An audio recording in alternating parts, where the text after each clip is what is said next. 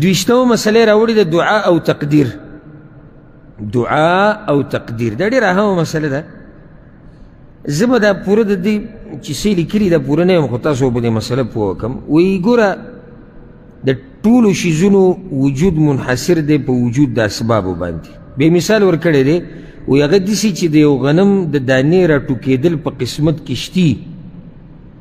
قسمت کې دا شتي چې د غنم دا دانه به د ځمکې نه روزي او راټوکېږي به، خو د هغې د راټوکېدو دپاره اسباب دي، اوبه، سیلۍ، نور وغیره، که نه؟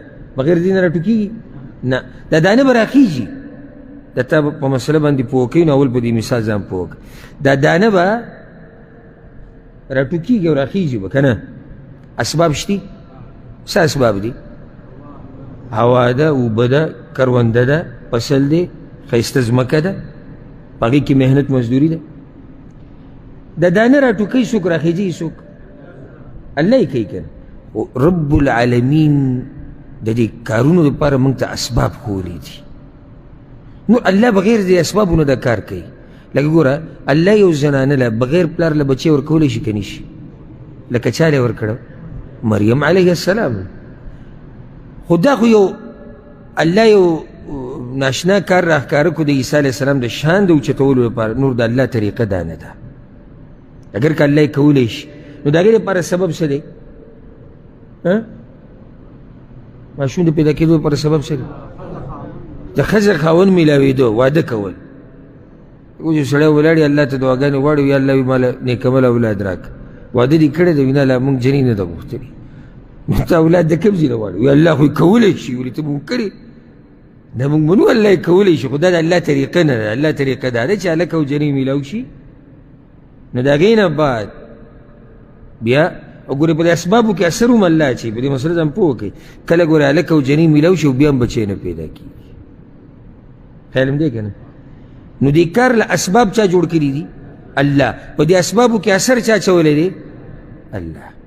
اوس راځو دې مسلې حدیث راوړی دی د غوږ کې د ثوبان رضی الله عنه حدیث دی، امام ابن ماجه راوړی. پیغمبر صلی الله علیه وسلم وایي لا یزید فی العمر الا البر ولا يرد القدر الا الدعاء. وی بې د نیکۍ نه بل شیز په عمر کې زیاتوالی نشي راوستی، او بې د دعا نه بل شیز تقدیر نشي واپس کولی. وان الرجل لیحرم الرزق بالذنب یصیبو. او یقینا انسان د خپلې ګناه په وجه د رزق خپل نه محرومه کیږي. اوس ګورئ دې حدیث کې څو مسلې دي. یوه وی په نیکۍ سره عمر زیاتیږي، په نیکو اعمالو سره عمر زیاتیږي. دویم تقدیر په دعا سره رد کیږي. تقدیر په دعا سره رد کیږي. او کله یو سړی د خپل رزق نه د ګناهونو د لاسه محرومه کیږي. درې مسلې دي. زموږ د دې نورو مسلو سره کار نشته. زموږ مسله د کومه یوه ده چې تقدیر په دعا سره بدلیږي او رد کیږي. سوال یې درته راوړی. اوس دا سوال چې کومه خبره په تقدیر کې ولیکلی شوه، نو دعا یې څنګه رد کوي؟ یو خبره چې الله یې فیصله وکړه،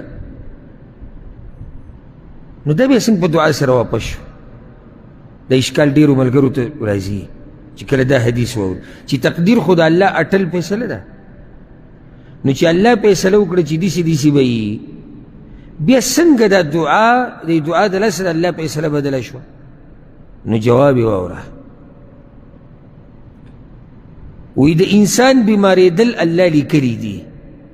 په بله طریقه دې پوه کوئ، د انسان بیمارېدل الله لیکلي دي. لکه پلانې چې د هغه نوم احمد دی، دی به ناجوړه کېږي چې کله د 13 کاله عمر وي، د ده په ګردو کې به مسله راځي. دا اوس په تقدیر کې مثال لیکلی شي. خو دا سړی به دعا غواړي، یا به د ده لپاره د ده مور دعا غواړي، یا به پلانې نیکعمله سړی غواړي او دی به ښه کېږي. دا خبره اوس هم په دې تقدیر کې لیکلی شوې ده. ځکه چې الله ته خو د انتظار ضرورت نشته چې الله د دې بیمارۍ پورې صبر وکړي چې څوک ورله دعا غواړي او بیا د هغې نه بعد الله فیصله وکړي. تاسو هم په دې خبره پوهېږئ که نه پوهېږئ؟ په غټه مسله باندې م پوه کوم انشاءالله. الله ته د انتظار ضرورت شته؟ الله ته خو مخکې نه پته ده چې دی به بیماریږي او ده ته به پلانې او پلانې دعا کوي. صحیح ده که نه ده؟ نو اکا وقت کې په تقدیر کې ولیکل، حالانکه تقدیر کې لیکلی شو چې دی و بیماریږي، ورسره دا م ولیکلی شو چې د پلانۍ د دعا د لاسه به یې زه ښه کوم. نو تقدیر بدل شو په څه سره؟ په دعا سره. خو خبره بیا هم د تقدیر نه ونه وته، که ووته نه ده وتلې. پوه شوئ پکې نه؟ ښه، دلته د حدیث کې دی چې یو سړی د رزق نه محرومه کېږي. دا څنګه؟ لکه په دې دې هم پوه وکړو. یو سړی دی د هغه په تقدیر کې رزق لیکلی شوی دی چې دا رزق به دته میلاویږي، نو د ګناه د لاسه دی بیا څنګه تقدیر کې چې کوم رزق لیکلی شوی هغې نه محرومه شو؟ حقه تقدیر کې ورسره دا لیکلی شوي دي چې دی به پلانۍ نافرماني ډېره کوي، د هغې د لاسه به زه د رزق کمومه یا به بې برکته کومه یا به ترې بلکل محرومه کوم. خبره تقدیر نه ووته؟ نه ده وتې. ځکه پیغمبر صلی الله علیه وسلم سوی حدیث راوړی عبدالله بن عمر رضی الله عنهما، امام ترمذی دا حدیث راوړی دی. پیغمبر صلی الله علیه وسلم ان الدعاء ينفع مما نزل ومما لم ينزل، یقینا چې دعا فایده ورکوي د هغه آفت نه چې نازل شوی دی او هغه آفت نه چې لا نازل شوی نه دی. یعنی لا راغل یو خو هغه مصیبت دی چې راغی او ته دعا کوې الله ته دعاګانې غواړي چې یا الله دا مصیبت زما نه لرې که. ته دعاګانې غواړي چې یا الله د مصیبتونو نه مې ساته، یو مصیبت لا راغلی نه دی الله دې ته وساتلی، ګینې راتو هغه مصیبت راتو. ولې رانغی؟ په دې دعاګانو د لاسه رانغی. پوه شوې په دې مسله که نه؟ بیا یې دلته ګوره په دې بله پاڼه کې لیکلي یو اعتراض او د هغې جواب. دا بل اعتراض دی چې تقدیر کې الله رب العزت هر څه لیکلي دي، نو بیا د دعا څه فایده شوه؟ دا بله مسله ده. لکه الله لیکلي دي په تقدیر کې چې دا پلانی به دعا غواړي نو د ده عمر به ډېر شي، مور به ورته دعا کوي نو د بچي عمر به ډېر شي. نو چې تقدیر کې هسې هم لیکلی شوي دي نو بیا دعاګانو ته څه ضرورت دی؟ سوال راتلی شي زړه کې که نه؟ نو تا ته دا وایي امام ابن القیم رحمه الله دې اوږد جواب کړی، خلاصه یې دا ده وی که چېرته دا اعتراض ومنلی شي نو بیا خو به د دنیا ټول اسباب فضول شي. هغه داسې یو کس به دا وایي چې د لوږې او د تندې نه مړښ د یو کس په قسمت کې شتي، نو بیا دې خوراک او څښاک ولې کوي؟ ته زما په دې خبره رسوي که نه؟ لکه یو سړی دی د هغه په تقدیر کې لیکلی شوي دي چې دی به مړېږي، صحیح ده که نه ده؟ نو بیا د خوراک ولې نه پرېږدو؟ څه دی؟ دقه جواب دی تا چې کوم خوراک سبب د مړېدو دی. ها یو سړی دی د هغه په قسمت کې مړښ نشتی، یو سړی دی د هغه په قسمت کې مړښ نشتی، نو دی به موړ نشي که دی خوراک او څښاک کوي او که نه کوي. نو دغه شان نور مثالونه مو په دې کېدی شي.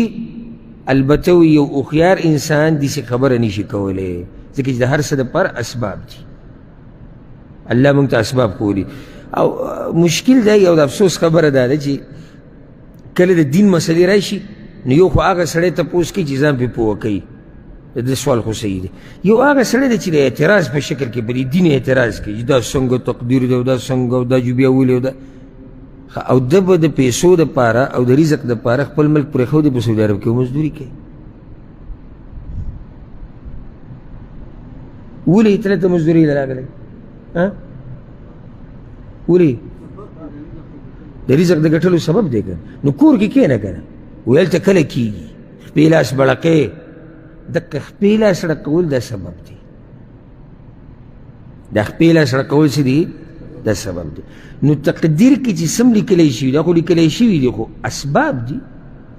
اوس ما ورته خو داسې نشي کولی چې تقدیر کې څه لیکلی شوي دي هغه پرېږده بس هغې ته ډډه ولګوه. لکه اوس یو سړی دا ووایي چې یاره مړه تقدیر کې به هسې هم فیصله شوي چې دا جنتي دی که دا جهنمي دی، یو دا دین پرېږده. دا طریقه به ده صحیح که غلطه وایي؟ غلطه وایي. نو پوه شوې په دې مسله باندې چې دعا سره څنګه تقدیر بدلېږي؟